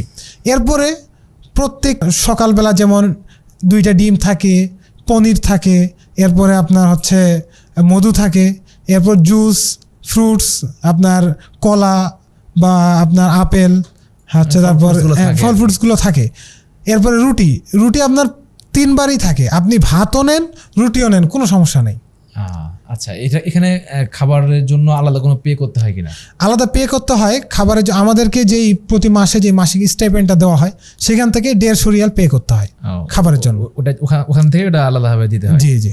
আচ্ছা, মাশাআল্লাহ, বেশ ভালো লাগলো, আলহামদুলিল্লাহ। আমরা অনেক কথা শুনলাম, এইবার আমরা শেষ দিকে যাব, একটু বলবে যে এটার প্রসেসটা কীরকম ছিল? হ্যাঁ, মদিনা ইউনিভার্সিটির প্রসেস আসলে অনেক লম্বা প্রসেস। সংক্ষিপ্তভাবে বলবো যে প্রাথমিক অবস্থায় যে বিষয়গুলো মানে না হলেই নয়, যেমন একটা মানে অবস্থানে যাওয়া, আপনার শিক্ষাগত মান, যেমন সানাবিয়া, আলিম, ইন্টার, এই 3টার যদি সার্টিফিকেট আপনার থাকে তাহলে আপনি আবেদন করতে পারবেন। এরপরে যেগুলো প্রশাসনিক যে বিষয়গুলো লাগবে, যেমন পাসপোর্ট, পুলিশ ক্লিয়ারেন্স, এরপরে জাতীয়তা, হেলথ সার্টিফিকেট, এরপরে আপনার এনআইডি, জন্ম সনদ, এরপরে আপনার তাসকিয়া, কোনো একজন আলেমের সুপারিশপত্র, যেটা আমরা বুঝি 1-2জন, একজন দিলেও সমস্যা নেই, 2জন দেওয়া যায়। তারপরে আপনার এক্সট্রা সার্টিফিকেট হিসাবে আপনি হেফজের সার্টিফিকেট, মুতুনের সার্টিফিকেট, ভাষা কোর্সের সার্টিফিকেট, এগুলো অ্যাড করতে পারবেন। এটা আপনাকে ওখানে আরো ওয়েবসাইটে গেলে কাগজগুলো দেখা যাবে কি? জি জি জি। আচ্ছা, এই কাগজগুলো দিয়ে আমাকে আবেদন করতে হবে। আবেদনের একটা নির্দিষ্ট সময় আছে, যেমন এই বছরে আবেদন ছিল 1.5 মাস। মে মাসের 15 তারিখে শুরু হয়েছে, জুন মাসের 30 তারিখ পর্যন্ত আবেদনের মেয়াদ ছিল। এই বছর 1.5 মাস। তো এইভাবে আপনার সময় থাকে। তো কোনো বছরে দেখা যাচ্ছে নভেম্বর ডিসেম্বরে দেয়, কোনো বছরে দেখা যাচ্ছে যে মে জুন জুলাই দিল। তাদের একটা নির্দিষ্ট সময়ে আবেদনটা করতে হয়। তো আবেদন করার পূর্বে আপনাকে এই কাগজপত্রগুলো রেডি রাখতে হবে। এরপরে আপনি আবেদন করার পরে তারা আপনাকে ইমেল করবে, প্রাথমিক স্টেপ আপনার আবার পরীক্ষা নিবে, এরপরে আপনাকে আবার হচ্ছে যে তারা যদি আপনাকে গ্রহণ করে তাহলে আবার ইমেইলে চলে আসবে, সব ইমেইলের মাধ্যমে হবে। এরপর থেকে আবেদন করার পর থেকে আপনার তাদের সাথে যোগাযোগের মাধ্যমে হচ্ছে ইমেল। আচ্ছা, তারা যদি আপনাকে প্রাথমিক সিলেকশন দেয় তাহলে ইমেইলে আপনাকে দিয়ে দেবে। আমার আবেদনটা সম্পূর্ণ হবে কয়টা স্টেপে? প্রথমে একটা মেইল দিয়ে আমাকে জানাবে প্রাথমিক সিলেকশন। জি, প্রাথমিক সিলেকশনের পরে আমার কি ভাইবা নেবে? প্রাথমিক সিলেকশনের পরে আগে দেখা যেত আমরা মদিনা যখন একাই ছিল তখন আমরা আবেদন করছি, কিন্তু আমাদের পরের বার থেকে মদিনা যখন মিনিস্ট্রির মধ্যে অন্তর্ভুক্ত হয়ে গেছে তখন সিস্টেমগুলো একটু চেঞ্জ হয়ে গেছে। মিনিস্ট্রি বলতে আমরা একটু বুঝি, মিনিস্ট্রি হচ্ছে আপনার গুচ্ছ সিস্টেম। বাংলাদেশে যেমন আমরা গুচ্ছ বুঝি, যে এক জায়গায় পরীক্ষা দিব, সব কিছু হয়ে যাবে একসাথে। ওকে, তো এরকম মিনিস্ট্রি মানে আপনার 28টা বা 29টা ভার্সিটি সৌদি আরবে, সবগুলোই মিনিস্ট্রির মধ্যে মানে সংযুক্ত আছে। তো আপনি আবেদন করার সময় 3টা ভার্সিটিকে মানে চয়ন দিতে পারবেন, যে আমার এই 3টা ভার্সিটিতে আমি কাগজ পাঠাচ্ছি। হ্যাঁ, এই 3টা ভার্সিটি আমি পড়তে ইচ্ছুক। তারপরে সেই ভার্সিটিগুলো যদি আপনাকে গ্রহণ করে তারা পর্যায়ক্রমে আপনাকে ইমেল করবে, প্রাথমিক সিলেকশনে ইমেল করবে যে তুমি কবুল হয়েছো। এরপরে আপনাকে ভাইবা নিবে, ভাইবার পরে আবার ফাইনাল সিলেকশন দিবে। বর্তমানে এই প্রসেস চলতেছে। ফাইনাল সিলেকশন দেওয়ার পরে তারাই আপনাকে ইফাদা কবুল দিবে, ইশারে কবুল দিবে, তারপরে আপনাকে ভিসা দিবে, ভিসার পরে আপনাকে হচ্ছে টিকিট দিয়ে দিবে। তো ভিসা পর্যন্ত আপনাকে হচ্ছে তাদেরই সব কিছু। এরপরে যখন ভিসা হাতে দিয়ে দিবে আপনাকে বা ইশারে কবুল দিয়ে দিবে, তখন ভিসার জন্য ঢাকায় গিয়ে সব কাগজপত্র আপনার অ্যাটাচমেন্ট করা, এরপরে দূতাবাসে গিয়ে করতে হবে। সৌদি দূতাবাসে গিয়ে করতে হবে। এরপরে যখন আপনি সব কিছু সাবমিট করবেন, এই ভিসাটা যখন আপনি ওয়েবসাইটে সাবমিট করবেন তখন তারা ওয়েবসাইটে আপনাকে টিকিট দিয়ে দেবে। আচ্ছা, ইমেইলে টিকিট পেয়ে যাবেন। সম্পূর্ণ ওনাদের সৌদি সরকারের খরচে। সুবহানাল্লাহ। যাক, আলহামদুলিল্লাহ, আমরা তোমার কাছ থেকে অনেক জিনিস শুনলাম এবং শুনতে শুনতে অনেক সময় পার করলাম। আমরা শেষ আর একটা প্রশ্ন করব, দিয়ে শেষ করব। সেটা হচ্ছে, এতদূর পথ তুমি এখানে চলে আসলে কোন কোন ব্যক্তির অবদান তোমার জীবনে সবচাইতে বেশি এবং তোমার উল্লেখযোগ্য, সেগুলো একটু বলবে? জি আলহামদুলিল্লাহ।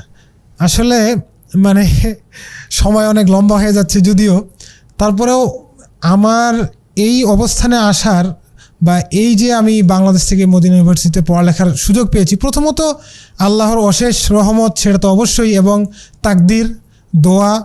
তবে কিছু ব্যক্তির অবদান তো অবশ্যই বটে। তার মধ্যে সর্বপ্রথম যেই মানুষটির কথা আসবে বারবার, তিনি আমার পিতা মোহাম্মদ হুমায়ুন কবির। যদিও তিনি পেশায় একজন বিজনেসম্যান, কিন্তু আলহামদুলিল্লাহ আমার পিতা আসলে যেহেতু তিনি সামনে নেই তাই বলছি, এবং অনেকের জানার জন্য মূলত বলা, তাছাড়া বলতাম না। আমার বুঝ হওয়ার পর থেকে বা আমার এই যে পড়ালেখার জীবন শুরু করার পর থেকে, যখন থেকে আব্বুর প্রত্যাবর্তন, বললাম আমি এর আগে বলেছি প্রত্যাবর্তন এই যে সহি সুন্নার পথে, তখন থেকে আমি আব্বুকে আজ পর্যন্ত দেখিনি যে উনি কোনো দিন তাহাজ্জুদ পড়েননি অসুস্থ ছাড়া। অসুস্থতার কারণে হয়তো উঠতে পারেনি, তাছাড়া রেগুলার উনি তাহাজ্জুদ সালাত আদায় করেন।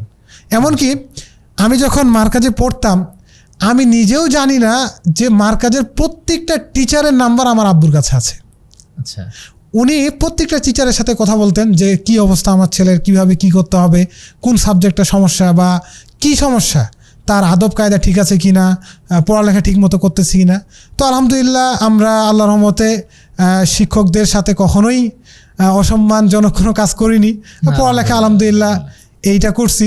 তো আব্বু আমাকে একটা কথা বলতো যে বাবা, আমার এক রোল দরকার নেই, তোমাকে মানে ক্লাসে ফার্স্ট বয় হইতে হবে না, কিন্তু যে বইটা তুমি পড়তেছো এই বইটা পড়ানোর যোগ্যতা অর্জন করো, আমি এইটা চাই। তো আলহামদুলিল্লাহ আমি দেখেছি আমার ক্লাসের আমার রোল ম্যাক্সিমাম সময় 2-3 এরকম হইতো। তো দেখা যেত যে ওই 1 রোল 2 রোল যারা আছে এরাও আমাদেরকে ভয় করতো। কেন? কারণ আমাদের একটা এক্সট্রা ছিল যে আমরা হাফেজ ছিলাম এবং দ্রুত মুখস্থ বা বিভিন্ন বিষয় বোঝার ক্ষেত্রে আমার আগে যারা আছে তারাও আমার কাছ থেকে বিভিন্ন বিষয় বুঝাই নিয়েছে আলহামদুলিল্লাহ। তো আব্বুর এই কথাটা আমার কাছে খুবই মানে একটা মানে প্লাস পয়েন্ট, পড়াশোনার প্রতি ছিল। এমনকি যখন আমি মদিনা কেন্দ্রিক যে বিষয়টা বলবো, যেহেতু মদিনা ইসলামের বিষয়টা আমি অধ্যয়ন করছি, মদিনায় যাওয়ার ক্ষেত্রে যে বিষয়টা বলবো, এটা আব্বুর মানে এক্সট্রা চাহিদার কারণেই মূলত মানে এটার প্রতি আমার এতটা ঝোঁক, মানে মদিনা ভার্সিটির প্রতি মানে আগ্রহের কারণে বা আমি শুধুমাত্র মদিনাতেই পড়ালেখা করব এই কারণে আমি অন্য ভার্সিটির চয়েসও দিই নাই, বাংলাদেশের কোনো ভার্সিটিতেও আমি পরীক্ষা দিই নাই। আমি যখন এখানে ইন্টার পরীক্ষা শেষ করলাম তখন বিভিন্ন বন্ধুরা সবাই মানে কোচিংয়ে ভর্তি প্রিপারেশন নিচ্ছে, অ্যাডমিশনের জন্য প্রস্তুতি নিচ্ছে, বিভিন্ন কোচিংয়ে ভর্তি হয়েছে। তো মানে মনে মনে আমারও ইচ্ছা জাগলো যে না, ভার্সিটিতে অ্যাডমিশন দেওয়াটা দরকার, চান্স পাই না পাই পরের ব্যাপার। তো আব্বুকে ফোন দিলাম যে আব্বু, ভার্সিটিতে অ্যাডমিশন দেওয়া উচিত যেহেতু সবাই দিচ্ছে, এবং আর মদিনার প্রসেস আরও দেরি আছে, আবেদন করছি সবে মাত্র, কিন্তু এখনও তো দেরি আছে, ফাইনাল সিলেকশন হয় নাই, প্রাথমিক সিলেকশন হয় নাই, বিভিন্ন মানে সামনে এখনো মানে অদেখা জি জি জি অদেখা। তো তখন আব্বু আমাকে বলল যে বাবা, আমি চাই না তুমি কোনো ফ্রি মিক্সিং ভার্সিটিতে পড়ালেখা করো, মানে তুমি এই যে এতদিন আমি তোমাকে একটা মানে সুন্দর পরিবেশে রাখছি, তোমাকে সব সময় মানে মজার বিষয় হচ্ছে যে আমার খালার বাসায় বলেন, ফুপার বাসায় বলেন, যেই বাড়িতে মানে মাহারাম আছে, গায়রে মাহারাম আছে, আমার খালাতো বোন বা ফুফাতো বোন, আব্বু আমাকে ওই বাড়িতে রাত থাকতে দেয় নাই, এমনকি একা যাইতে দেয় নাই, বলছে তুমি যদি যেতে হয় তোমার আম্মুকে সাথে নিয়ে যাও, শুধুমাত্র এই মেইলি কোনো মানে কারণ যেন আমাদের মধ্যে না লাগে। তো এইটা মানে খুবই গুরুত্বপূর্ণ একটা পয়েন্ট ছিল আমার জন্য। তো আলহামদুলিল্লাহ আমরা আমাদের জীবনে কখনো মেয়েদের সংস্পর্শে যাইনি আলহামদুলিল্লাহ, এমনকি শুধুমাত্র এই কারণে আব্বু আমাকে মানে বাংলাদেশের অন্য কোনো ভার্সিটিতে পড়তে দেয়নি। তো তিনি সেদিন আমাকে একটা কথা বলছিলেন যে বাবা, আজকে তোমার মন খারাপ হইতে পারে, কারণ তোমার সব বন্ধুরা ভার্সিটিতে অ্যাডমিশন দিবে, তারা পড়ালেখা করবে, তারা অনেক উচ্চ পর্যায়ে যাচ্ছে, কিন্তু তোমাকে আমি আজকে যাওয়ার অনুমতি দিচ্ছি না। আমি দোয়া করতেছি আল্লাহর কাছে এমনকি আমি আরাফার ময়দানে দোয়া আমার আব্বু 2019 সালে আব্বু আম্মু দুইজনে হজ করে আসছে। তো আব্বু আমাকে বলতো প্রায় যে আমি আরাফার ময়দানে দাঁড়িয়ে দোয়া করছি তোমাদের জন্য, আল্লাহ যাতে তোমাদেরকে মদিনা ইউনিভার্সিটিতে মানে মদিনা ইউনিভার্সিটির একটা সিট তোমাদের জন্য বরাদ্দ করেন। তো সেদিনও আব্বু আমাকে বলছিলেন যে আমি তোমার জন্য দোয়া করতেছি, তোমার যেহেতু মন খারাপ আজকে যে তোমাকে আমি যেতে দিচ্ছি না সেই স্থানে, আমার অনুমতি নাই যে অন্যান্য ভার্সিটি তুমি পড়ালেখা করো, ফ্রি মিক্সিংয়ে তুমি পড়ালেখা করো, তো আমি দোয়া করতেছি আল্লাহ যাতে তোমার মদিনা ভার্সিটিতেই একটা সিট বরাদ্দ করে দেয়। তো আমি সেদিন মানে ওই দিন আরও বেশি অনুপ্রাণিত হয়েছিলাম যে আল্লাহ তুমি আমাকে এই ভার্সিটিটাতেই আমার জন্য একটা পড়ার সুযোগ করে দিও। তো আলহামদুলিল্লাহ তার 4 মাসের মাথায় আমি মানে হচ্ছে প্রাথমিক সিলেকশন পেয়ে গেলাম, তারপরে 4 মাসের মাথায় ফাইনাল সিলেকশন পেয়ে গেলাম। তো আলহামদুলিল্লাহ তারপরে তো চলে গেলাম আলহামদুলিল্লাহ। আর এটা ছিল আমার পারিবারিক দিক।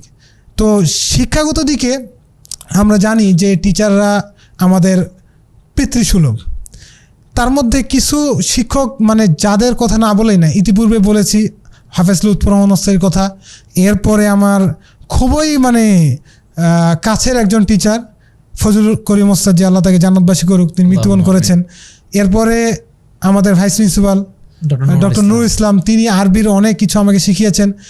আরবির হাতে খড়ি আরও একজন টিচার, বা শর্টকাট আরবি মানে ইবারত পড়া যেটা আমরা শর্টকাটে শিখেছি, বিশেষ করে মাকবুল হুসাইন ওস্তাদ যে আমাকে খুবই ভালোবাসতেন এবং হাতে নাতে শিখিয়ে দিয়েছেন যে এটা এইভাবে।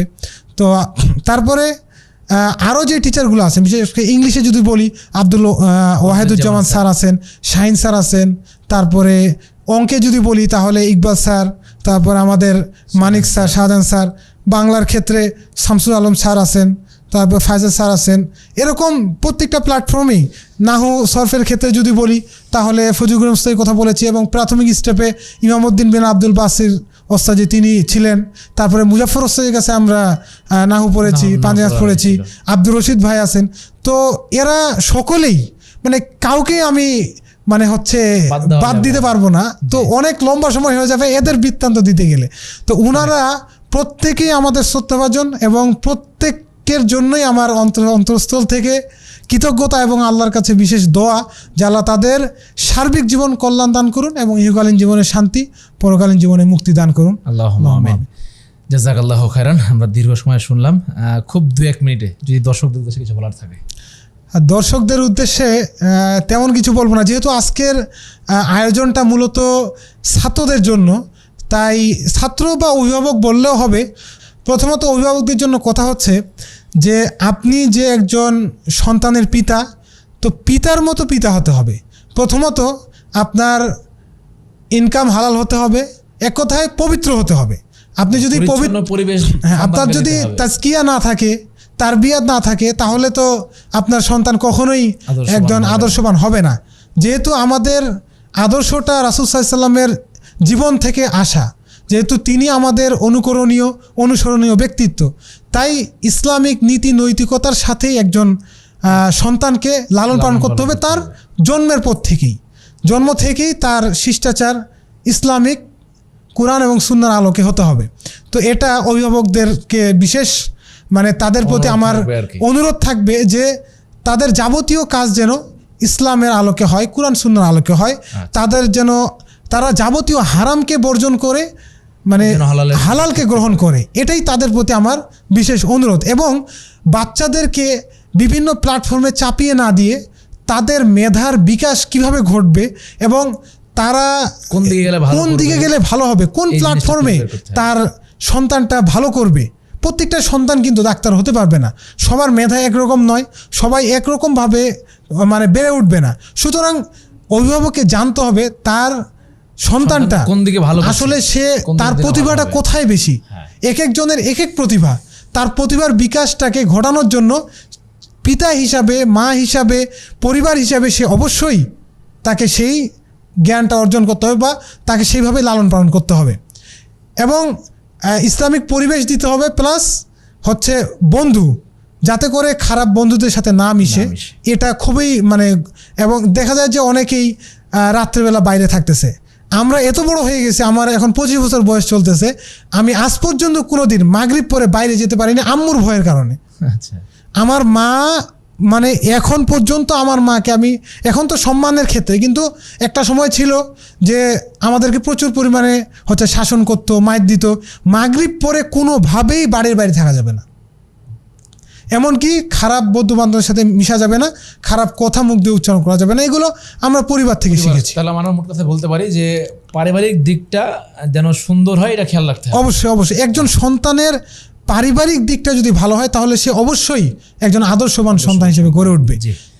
এরপরে ছাত্রদের, যেহেতু আজকের আয়োজন ছাত্রদেরকে নিয়েই, যেহেতু যারা তলবে ইলম আছে তারা এই যে প্ল্যাটফর্মে যাবে, যে তাদের ক্ষেত্রে দুইটা জিনিস না বললেই নয়।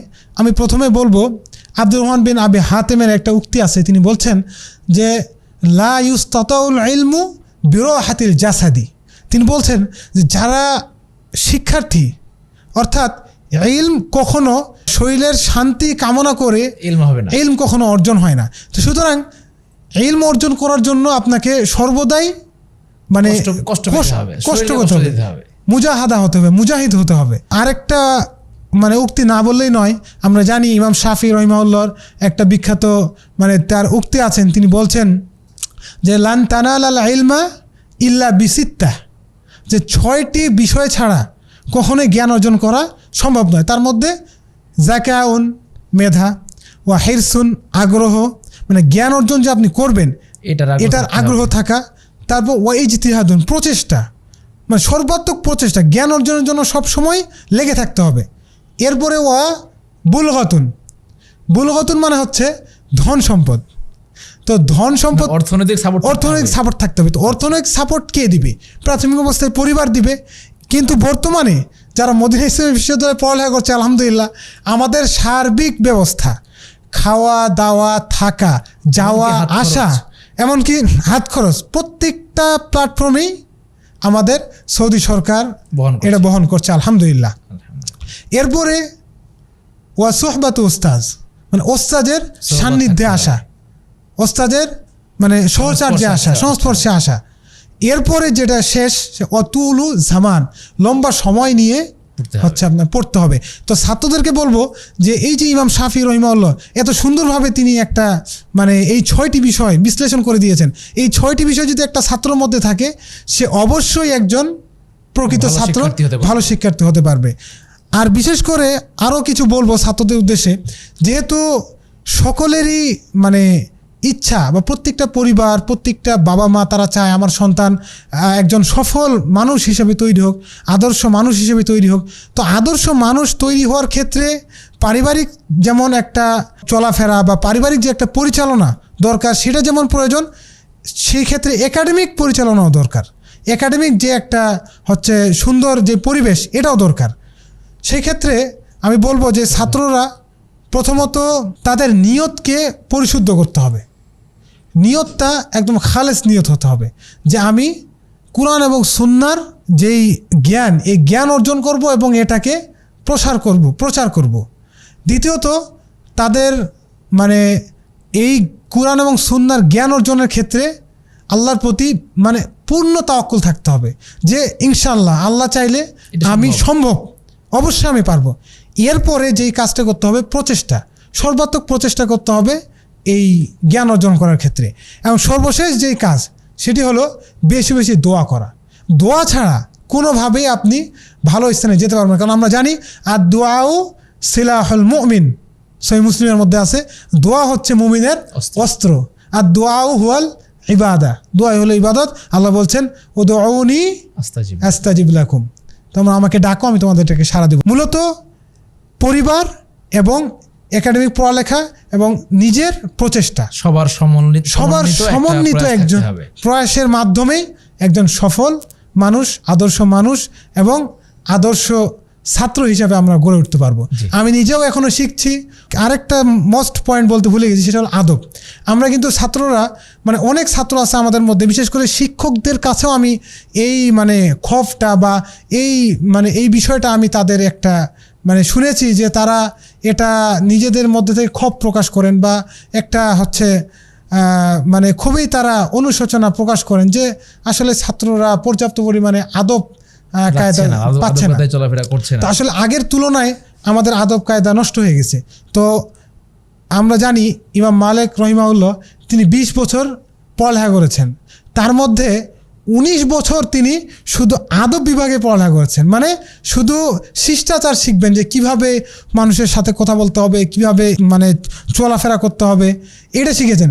এমনকি তিনি বলছেন আমি যে 1 বছর কোরআন হাদিস পড়ালেখা করেছি আমার মনে হচ্ছিল যে আরও 1 বছর যদি আমি মানে আদব পড়তাম, মানে শিষ্টাচার শিখতাম তাহলে মনে হয় বেশি ভালো হতো। সুবহানাল্লাহ। তাহলে তারা কিভাবে শিষ্টাচারটা শিখেছেন, তারা কিভাবে আদবটা শিখেছেন। তো ছাত্রদেরকে বলবো অবশ্যই একজন মানে আদবওয়ালা ছাত্র হতে হবে, তার মধ্যে মানে সুন্দর একটা শিষ্টাচার চরিত্র থাকতে হবে। জি, থাকতে হবে। কেননা রাসূল সাল্লাল্লাহু আলাইহি সাল্লামের জীবনী যদি আমরা দেখি তাহলে আয়েশা রাদিয়াল্লাহু তাআলা বলছেন কানা খুলুকুল কোরআন, তার চরিত্রই ছিল কোরআন। আল্লাহ সুবহানাহু ওয়া তাআলা কলামের মধ্যে নিজেই বলেছেন যে তিনি হচ্ছেন মহান চরিত্রের অধিকারী এবং তিনি আমাদের এই কোরআনের একদম বাস্তব রূপকার, কোরআনের ধারক এবং বাহক। কোরআনের সব কিছু তিনি তার নিজের জীবনে বাস্তবায়ন করে গেছেন। যেহেতু আমাদের অনুসরণীয় অনুকরণীয় ব্যক্তিত্ব তিনি, তাই কোরআন এবং সুন্নাহর আলোকে আমাদের জীবন পরিচালনা করতে হলে আমাদেরকে আদর্শবান মানুষ, আদর্শ ছাত্র, আদর্শ পরিবার, আদর্শ সন্তান প্রত্যেকটা ক্ষেত্রেই আদর্শবান হতে হবে। আল্লাহ সুবহানাহু ওয়া তাআলা আমাদের প্রত্যেককেই কোরআন এবং সুন্নাহর আলোকে আমাদের জীবন পরিচালনা করার তৌফিক দান করুক। এবং ছাত্ররা যারা বাংলাদেশে আছেন পড়ালেখা করছেন বা বিভিন্ন কান্ট্রিতে যারা পড়ালেখা করছেন তাদের প্রত্যেকেরই উচিত যে বাহিরের কান্ট্রিগুলোতে অ্যাপ্লাই করা এবং বাহির দেশ থেকে আদার্স কান্ট্রি যারা স্কলারশিপ নিয়ে সেখান থেকে জ্ঞান অর্জন করে আসা। কারণ বাংলাদেশে এক দেশের ছাত্র পড়ালেখা করছেন কিন্তু সেই দেশে 170টা দেশের ছাত্র পড়ালেখা করছেন। তাহলে এখানকার অভিজ্ঞতা আর সেখানকার অভিজ্ঞতার মধ্যে অনেক ফারাক রয়েছে। তাই চেষ্টা করব যে অ্যাপ্লাই করার এবং চেষ্টা করব বেশি বেশি দোয়া করার, দোয়া নেওয়ার, আল্লাহ যাতে আমাদের ছাত্র ভাইদেরকে সকলকেই যাতে কবুল করেন। আল্লাহুম্মা আমিন। আল্লাহুম্মা আমিন। জাযাকাল্লাহু খাইরান। আমরা তোমার কাছ থেকে অনেক জিনিস শিখলাম, জানলাম, আলহামদুলিল্লাহ। আমরা দোয়া করি যেন মহান আল্লাহ তাআলা তোমাকে ইহকালে এবং পরকালে উভয়কালে সফলতা দান। আল্লাহুম্মা আমিন। আল্লাহুম্মা আমিন। জাযাকাল্লাহু খাইরান। প্রিয় দর্শক, আপনারাও অনেকক্ষণ থেকে শুনছেন, আমাদের এই প্রোগ্রাম দেখছেন। আমরা জানাবো যে আমরা এখান থেকে যে শিক্ষাগুলো অর্জন করলাম এগুলো যেন আমরা আমাদের পরিবারে, আমাদের সমাজে এবং আমাদের প্রতিষ্ঠানে বাস্তবায়ন করতে পারি, আমরা সেই চেষ্টা করবো ইনশাল্লাহ। সবাইকে অসংখ্য ধন্যবাদ জানাচ্ছি এবং এতক্ষণ পর্যন্ত আমাদের সঙ্গে থাকার জন্য জাযাকাল্লাহু খাইরান। সামনের পর্ব দেখার আহ্বান জানিয়ে আজকের পর্বটি আমরা এখানে শেষ করছি।